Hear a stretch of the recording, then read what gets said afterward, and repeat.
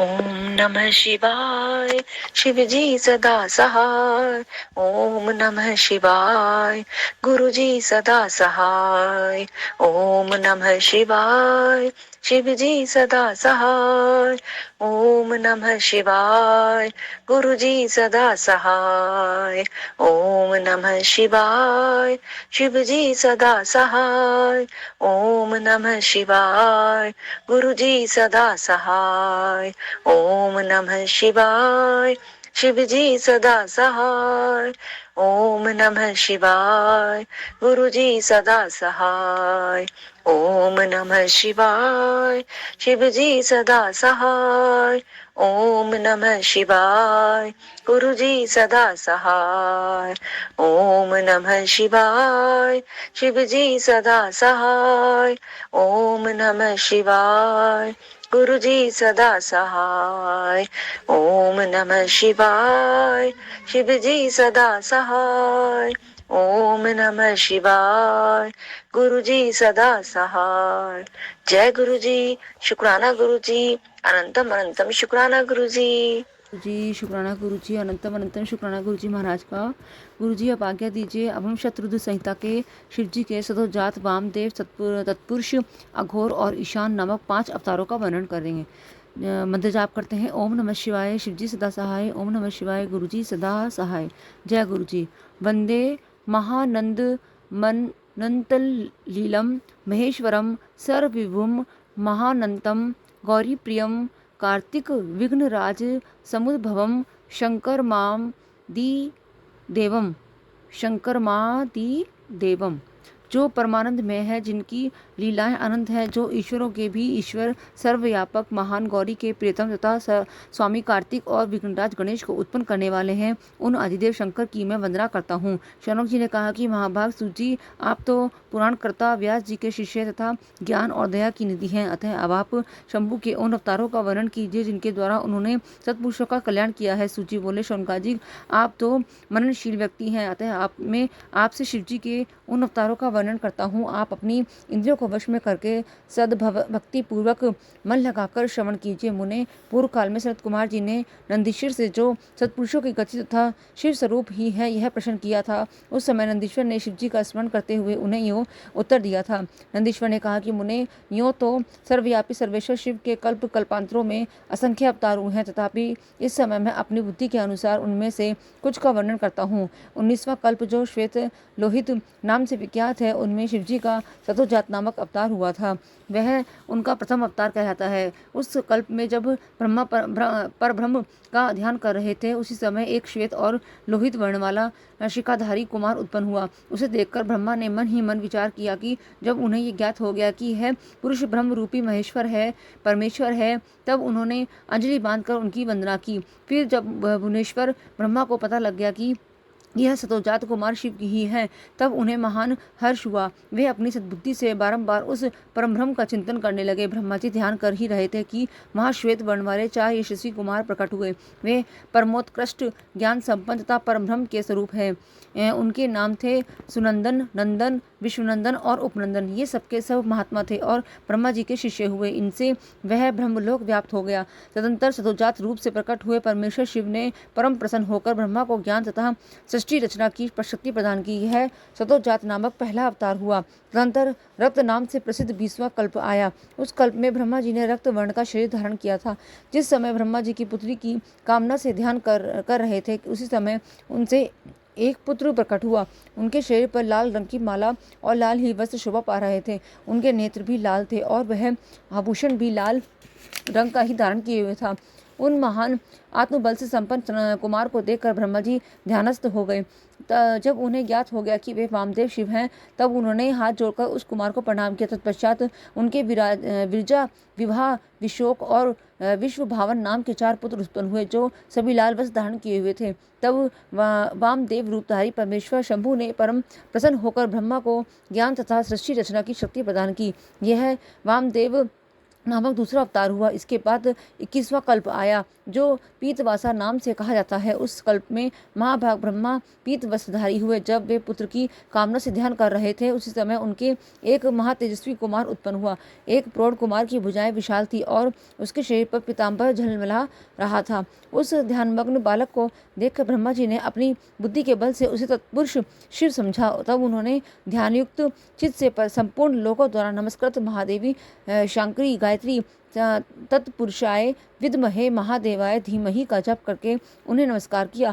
इससे महादेव जी प्रसन्न हो गए। तत्पश्चात उनके पार्श्व भाग में पीत वस्त्रधारी दिव्य कुमार प्रकट हुए। वे सबके सब योग मार्ग के प्रवक हुए। यह सत्पुरुष नामक तीसरा अवतार हुआ। तत्पश्चात स्वयं भू ब्रह्मा के उस पीतवर्ण नामक कल्प के बीत जाने पर पुनः दूसरा कल्प प्रवत हुआ। उसका नाम शिव था। जब एकार्णव की दशा में 1 सहस्त्र दिव्य वर्ष व्यतीत हो गए तब ब्रह्मा जी प्रजाओं की सृष्टि करने की इच्छा से दुखी हो विचार करने लगे। उस समय उन महातेजस्वी ब्रह्मा के समक्ष एक कुमार उत्पन्न हुआ। उस महापराक्रमी बालक के शरीर का रंग काला था। वह अपने तेज से उत्पीत हो रहा था तथा काला वस्त्र, काली पगड़ी और काला यज्ञोपवीत धारण किए हुए था। उनका मुकुट भी काला था और स्नान के पश्चात अनुलेपन चंदन भी काले रंग का ही था। यह भयंकर पराक्रमी महामनस्वी देवेश्वर अलौकिक कृष्ण पिंगल वर्ण वाले अघोर को देखकर ब्रह्मा जी ने उनकी वंदना की। तत्पश्चात ब्रह्मा जी उन भक्तवत्सल अविनाशी अघोर को ब्रह्म स्वरूप समझकर इष्ट वचनों द्वारा उनकी स्तुति करने लगे। तब उनके पार्श्व भाग में कृष्ण वर्ण वाले तथा काले रंग का अनुलेपन धारण किए हुए 4 महानस्वी कुमार उत्पन्न हुए। वे सबके सब परम तेजस्वी अव्यक्त नामा तथा शिव सरीखे रूप वाले थे। उनके नाम थे कृष्ण, कृष्णशिख, कृष्णस्य और कृष्ण कंठधक। इस प्रकार उत्पन्न होकर इन महात्माओं ने ब्रह्मा जी की सृष्टि रचना के निमित्त महान अद्भुत घोर नामक योग का प्रचार किया। यह अघोर नामक चौथा अवतार हुआ। मुनीश्वर तदंतर ब्रह्मा का दूसरा कल्प प्रारंभ हुआ। वह परम अद्भुत था और विश्वरूप नाम से विख्यात था। उस कल्प में जब ब्रह्मा जी पुत्र की कामना से मन ही मन शिवजी का ध्यान कर रहे थे उसी समय महान सिंहनाद करने वाली विश्वरूपा सरस्वती प्रकट हुई तथा उसी प्रकार परमेश्वर भगवान ईशान प्रादुर्भूत हुए जिनका वर्ण शुद्ध स्फटिक के समान उज्ज्वल था और जो समस्त आभूषणों से विभूषित थे। उन अजन्मा सर्वव्यापी अंतर्यामी सब कुछ प्रदान करने वाले सर्वरूप सुंदर रूप वाले तथा अरूप ईशान को देखकर ब्रह्मा जी ने उन्हें प्रणाम किया। तब शक्ति सहित विभु ईशान ने भी ब्रह्मा को सन्मार्ग का उपदेश देकर 4 सुंदर बालकों की कल्पना की। उन उत्पन्न हुए शिशुओं का नाम था जटी मुंडी, शिखंडी और धर्ममुंडी अर्थमुंडी। जटी, मुंडी, शिखंडी और अर्धमुंड वे योगानुसार सद्धर्म का पालन करके योग गति को प्राप्त हो गए। यह ईशान नामक 5वां अवतार हुआ। सर्वज्ञ सनत कुमार जी, इस प्रकार मैंने जगत की हित कामना से सतोजात आदि अवतारों का प्रकाट्य संक्षेप में वर्णन किया। उनका वह सारा लोक हितकारी व्यवहार यथा तथ्य रूप से ब्रह्मांड में वर्तमान है। महेश्वर की ईशान, पुरुष, घोर, वामदेव और ब्रह्म ये 5 मूर्तियां विशेष रूप से प्रसिद्ध हैं। इनमें ईशान और जो शिव स्वरूप तथा सबसे बड़ा है पहला कहा जाता है वह साक्षात प्रकृति के भोक्ता क्षेत्र यज्ञ से में निवास करता है। शिवजी का दूसरा स्वरूप तत्पुरुष नाम से ख्यात है। वह गुणों के आश्रय रूप तथा भोग्य सर्वज्ञ में अधिष्ठित है। पिनाकधारी शिव को जो अघोर नामक तीसरा स्वरूप है वह धर्म के लिए अंगों सहित बुद्धि तत्व का विस्तार करके अंदर विराजमान रहता है। वामदेव नाम वाला शंकर का चौथा स्वरूप अहंकार का अधिष्ठान है। वह सदा अनेकों प्रकार का कार्य करता है। विचारशील बुद्धिमानों का कथन है कि शंकर का ईशान संयज्ञ स्वरूप सदा कर्ण, वाणी और सर्वव्यापी आकाश का अधीश्वर है तथा महेश्वर का पुरुष नामक रूप त्वक, पानी और स्पर्श गुण विशिष्ट वायु का स्वामी है। मिनिषिगण अघोर नाम वाले रूप को शरीर, रस, रूप और अग्नि का अधिष्ठान बतलाते हैं। शंकर जी का वामदेव संयज्ञ का स्वरूप सरसना, वायु, रस और जल का स्वामी कहा जाता है। प्राण, उपस्थ, गंध और पृथ्वी का ईश्वर शिवजी का सदो जात नामक रूप बताया जाता है। कल्याणकामी मनुष्यों को शंकर जी के इन स्वरूपों की सदा प्रयत्नपूर्वक वंदना करनी चाहिए क्योंकि ये श्रेय प्राप्ति में एकमात्र हेतु है। जो मनुष्य इन सदोजात आदि अवतारों के प्रकाट्य को पढ़ता अथवा सुनता है वह जगत में समस्त काम में भोगों का उपभोग करके अंत में परम गति को प्राप्त होता है। अध्याय 1 विराम। जय गुरु जी। अब अध्याय है शिवजी की अष्टमूर्तियों का तथा अर्धनारी स्वरूप का सविस्तर वर्णन।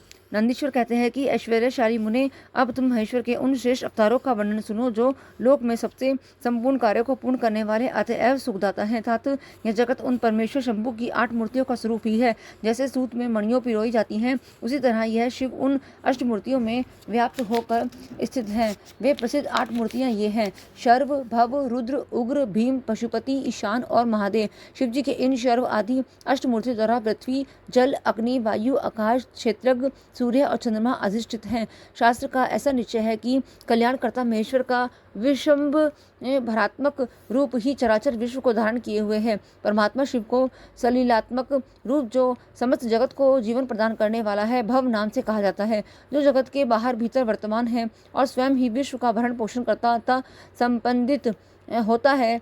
उग्र रूपधारी प्रभु के उस रूप को सत्पुरुष उग्र कहते हैं। महादेव जी का जो सबको अवकाश देने वाला सर्वव्यापी आकाशात्मक रूप है, उसे भीम कहते हैं। वह भूत वृंद का भेदक है। जो रूप समस्त आत्माओं का अधिष्ठान, संपूर्ण क्षेत्रों में निवास करने वाला और जीवों के भव पाश का छेदक है, उसे पशुपति का रूप समझना चाहिए। महेश्वर का संपूर्ण जगत को प्रकाशित करने वाला जो सूर्य नामक रूप है, उसे ईशान कहते हैं। वह धूलोक में भ्रमण करता है। अमृतमयी रश्मियों वाला जो चंद्रमा संपूर्ण विश्व को आह्लादित करता है। शिव का वह रूप महादेव नाम से पुकारा जाता है। आत्मा परमात्मा शिव का 8वां रूप है। यह मूर्ति अन्य मूर्तियों की व्यापिका है, इसलिए सारा विश्व शिव में है। जिस प्रकार वृक्ष के मूलों को सींचने से उसकी शाखाएं पुष्पित हो जाती हैं, उसी तरह शिव का पूजन करने से शिव स्वरूप विश्व परिपुष्ट होता है। जैसे इस लोक में पुत्र पौत्र आदि को प्रसन्न देखकर पिता हर्षित होता है, उसी तरह विश्व को भली भांति हर्षित देकर शंकर को आनंदित मिलता है। इसलिए यदि कोई किसी भी देहधारी को कष्ट देता है तो निसंदेह मानो उसने अष्टमूर्ति शिव का ही अनिष्ट किया है। सनत कुमार जी, इस प्रकार भगवान शिव अपनी अष्टमूर्ति द्वारा समस्त विश्व को अधिष्ठित करके विराजमान है। अतः तुम पूर्ण भक्तिभाव से उस परम कल्याण दूत का भजन करो। प्रिय सनत कुमार जी, अब तुम शिव जी के अनुपम अर्धनारी स्वरूप का वर्णन सुनो। महाप्रयाग वह रूप ब्रह्मा की कामनाओं को पूर्ण करने वाला है। सृष्टि के आदि में जब सृष्टिकर्ता ब्रह्मा द्वारा रची हुई सारी प्रजाएं विस्तार को नहीं प्राप्त हुई, तब ब्रह्मा उस दुख से दुखी हो चिंताकुल हो गए। उस समय यूं आकाशवाणी हुई, ब्राह्मण अब मैथुन सृष्टि की रचना करो। उस व्योम वाणी को सुनकर ब्रह्मा ने मैथुन सृष्टि उत्पन्न करने का विचार किया, परंतु इससे पहले नारियों का कुल ईशान से प्रकट ही नहीं हुआ था। इसलिए पद्मयोनि ब्रह्मा मैथुन सृष्टि रचने में समर्थ न हो सके। तब वो यो विचार कर ही शंभु की कृपा से बिना मैथुन प्रजा उत्पन्न नहीं हो सकती, तब करने को उद्यत हुए। उस समय ब्रह्मा पराशक्ति शिवा सहित परमेश्वर शिव का प्रेम पूर्वक हृदय में ध्यान करके घोर तप करने लगे। तदंतर तपोनुष्ठान में लगे हुए ब्रह्मा के उस तीव्र तप से थोड़े ही समय में शिवजी प्रसन्न हो गए। तब वे कष्टहारी शंकर पूर्ण सच्चिदानंद की कामदा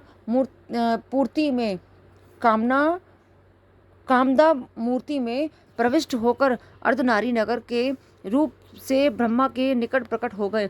उन देवाधिदेव शंकर को पराशक्ति शिवा के साथ आया हुआ देख ब्रह्मा ने दंड की भांति भूमि पर लेट कर उन्हें प्रणाम किया और फिर वे हाथ जोड़कर स्तुति करने लगे। तब विश्वकर्ता देवाधिदेव महादेव महेश्वर परम प्रसन्न होकर ब्रह्मा से मेघ की सी गंभीर वाणी में बोले। ईश्वर ने कहा, महाभाग वत्स, मेरे प्यारे पुत्र पितामह, मुझे तुम्हारा सारा मनोरथ पूर्णता ज्ञात हो गया है। तुमने जो इस समय प्रजाओं की वृद्धि के लिए घोर तप किया है, तुम्हारे उस तप से मैं प्रसन्न गया हूँ और तुम्हें तुम्हारा अभिष्ट प्रदान करूँगा। यूँ स्वभाव से ही मधुर तथा परम उदार वचन कहकर शिवजी ने अपने शरीर के अर्धभाग से शिवा देवी को पृथक कर दिया।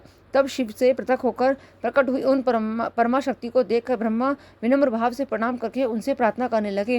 ब्रह्मा ने कहा, शिवे, सृष्टि के प्रारंभ में तुम्हारे पति देवाधिदेव परमात्मा शंभु ने मेरी सृष्टि की थी और मेरे द्वारा सारी प्रजाओं की रचना की थी। शिवे, तब मैंने देवता आदि समस्त प्रजाओं की मानसिक सृष्टि की, परंतु बारंबार रचना करने पर भी उनकी वृद्धि नहीं हो रही है। अतः अब मैं स्त्री पुरुष के समागम से उत्पन्न होने वाली सृष्टि का निर्माण करके अपनी सारी प्रजाओं की वृद्धि करना चाहता हूँ, किंतु अभी तक तुमसे अक्षय नारी कुल का प्रकाट्य नहीं हुआ है। इस कारण नारी कुल की सृष्टि करना मेरी शक्ति के बाहर है। चूंकि सारी शक्तियों का उद्गमन स्थान तुम ही हो, इसलिए मैं तुम अखिलेश्वरी परमा शक्ति से प्रार्थना करता हूँ। शिवे, मैं तुम्हें नमस्कार करता हूँ। तुम मुझे नारी कुल की सृष्टि करने के लिए शक्ति प्रदान करो, क्योंकि शिव प्रिय इसी को तुम चराचर जगत की उत्पत्ति का कारण समझो।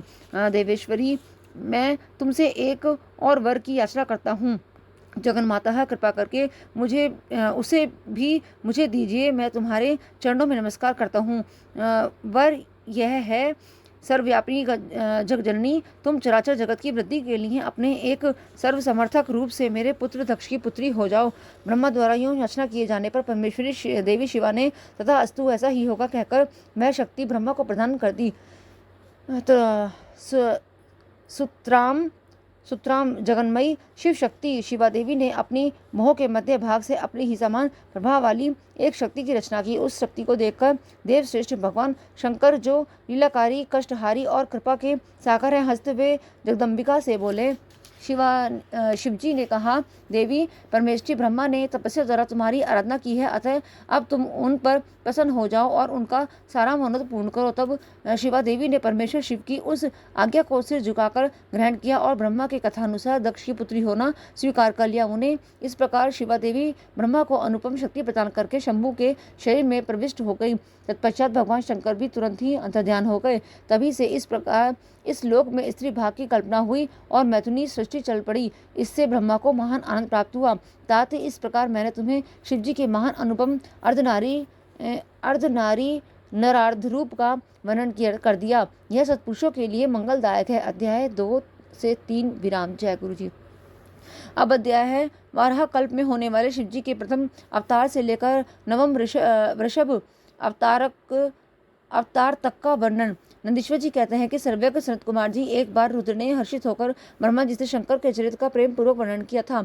वह चरित्र सदा परम सुखदायक है, उसे तुम श्रवण करो। यह चरित्र इस प्रकार है। शिवजी ने कहा था, ब्राह्मण, वाराह कल्प के 7वें मनवंतर में संपूर्ण लोकों को प्रकाशित करने वाले भगवान कल्पेश्वर जो तुम्हारे प्रपौत्र हैं, वैवस्वत मनु के पुत्र होंगे। तब उन मनवंतर की चतुर्युगियों के किसी द्वापर युग में मैं लोकों पर अनुग्रह करने तथा ब्राह्मणों का हित करने के लिए प्रकट होऊंगा। ब्राह्मण युग प्रवृत्ति के अनुसार उस प्रथम चतुर्युगी के प्रथम द्वापर युग में जब प्रभु स्वयं ही व्यास होंगे, तब मैं उस कलयुग के अंत में ब्राह्मणों के हितार्थ शिव सहित श्वेत नामक महामुनि होकर प्रकट होऊंगा।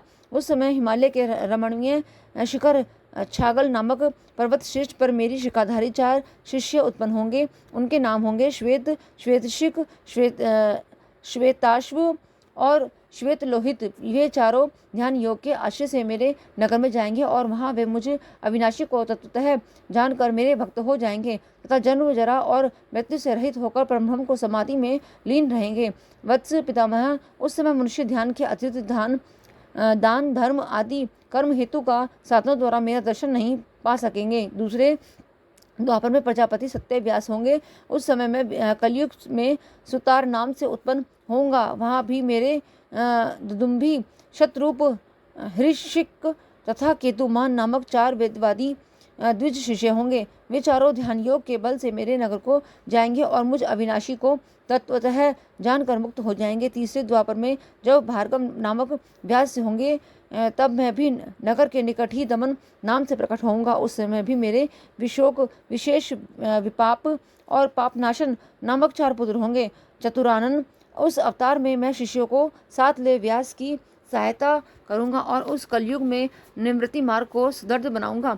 चौथे द्वापर में जब अंगिरा व्यास कहे जाएंगे, उस समय मैं सुहोत्र नाम से अवतार लूंगा। उस समय भी मेरे 4 योग साधक महात्मा पुत्र होंगे। ब्राह्मण, उनके नाम होंगे सुमुख, दुर्मुख, दुर्दम और दुर्तिक्रम। उस अवसर पर भी इन शिष्यों के साथ मैं व्यास की सहायता में लगा रहूंगा। 5वें द्वापर में सविता व्यास नाम से कहे जाएंगे। तब मैं कंक नामक महातपस्वी योगी होऊंगा। ब्राह्मण, वहाँ भी मेरे 4 योग साधक महात्मा पुत्र होंगे। उनके नाम बतलाता हूँ, सुनो। सनक, सनातन, प्रभावशाली, सनंदन और सर्वव्यापक, निर्मल तथा अहंकार रहित शरद कुमार। उस समय भी कंग नामधारी में सविता नामक व्यास का सहायक बनूंगा और निवृत्ति मार्ग को बढ़ाऊंगा। पुनः छठे द्वापर में पर्वत होने पर जब मृत्यु लोक कारक व्यास होंगे और वेदों का विभाजन करेंगे, उस समय भी मैं व्यास की सहायता करने के लिए लोकाक्षी नाम से प्रकट होऊंगा और निवृत्ति पद की उन्नति करूंगा। वहां भी मेरे 4 दृढ़ व्रती शिष्य होंगे। उनके नाम होंगे सुधामा, विरजा, संजय तथा विजय। विधेय 7वें द्वापर के आरंभ में जब शतक्रतु नामक व्यास होंगे, उस समय भी मैं योग मार्ग में परम निपुण जैगिष्व्य नाम से प्रकट होऊंगा और काशीपुरी में गुफा के अंदर दिव्य देश में कुशासन पर बैठकर योग को सुदृढ़ बनाऊंगा और तथा शतक्रतु नामक व्यास की सहायता और संसार भय से भक्तों का उद्धार करूंगा। उस युग में भी मेरे सारस्वत, योगीश्व, मेघवाहा और सुवाहन नामक 4 पुत्र होंगे। 8वें द्वापर में आने पर मुनिवर विशिष्ट वेदों का विभाजन करने वाले वेद व्यास होंगे। योगवितम, उस युग में भी मैं दधिवाहन नाम से अवतार लूंगा और व्यास की सहायता करूंगा। उस समय कपिल, आसुरी, पंचशिक और शाल्व्य नाम वाले मेरे 4 योगी पुत्र उत्पन्न होंगे, जो मेरे ही समान होंगे। ब्राह्मण 9वीं चतुर्युगी के द्वापर युग में मुनिश्रेष्ठ सारस्वत व्यास नाम से प्रसिद्ध होंगे। उन व्यास के निवृत्ति मार्ग की वृद्धि के लिए ध्यान करने पर मैं ऋषभ नाम से अवतार लूंगा। उस समय पराशर, गर्ग, भार्गव तथा गिरीश नाम के 4 महायोगी मेरे शिष्य होंगे। प्रजापति, उनके महासहयोग से मैं योग मार्ग को सुदृढ़ बनाऊंगा। सन्मुने, इस प्रकार मैं व्यास का सहायक बनूंगा। ब्राह्मण, उसी रूप से मैं बहुत से दुखी भक्तों पर दया करके उनका भव सागर से उद्धार करूंगा। मेरा वह ऋषभ नामक अवतार योग मार्ग का प्रवर्तक सारस्वत व्यास के मन को संतोष कर देने वाला और नाना प्रकार से रक्षा करने वाला होगा। उस अवतार में मैं भद्रायु नामक राजकुमार को, जो विष दोष से मर जाने के कारण पिता द्वारा त्याग दिया जाएगा, जीवन प्रदान करूंगा। तदंतर उस राजपुत्र की आयु के 16वें वर्ष में ऋषभ ऋषि, जो मेरे ही अंश है, उसके घर पधारेंगे।